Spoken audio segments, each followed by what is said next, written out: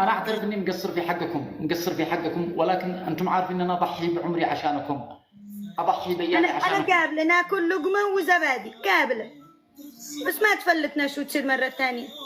قوي يا سليم. صدقي بالله والله ما بدي افارقكم ولا دقيقه.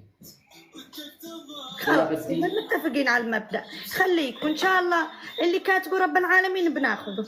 بس انا خايف يا فتحيه من حاجه واحده بس.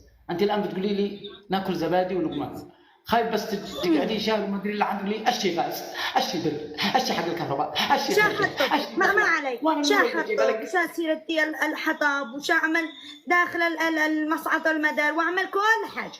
نموت شو لا تفلتني لا انا ولا جهالك الصدق، ولا وديني بيت ابي والله معي وانت تصير لك الغربه لوحدك. طيب يا فتحيه، انت عارفه انه هذا حالي وحال كل يمني، وشو انا وحدي. مالش دعوه، لا تقارني بحد، انا ما اتحمل، انا ما اتحمل، لا تقارني باي حدا.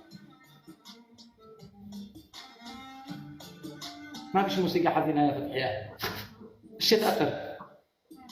فتحيه مشكلتي بيك تعلقت وانت ظلمين عندي صرت.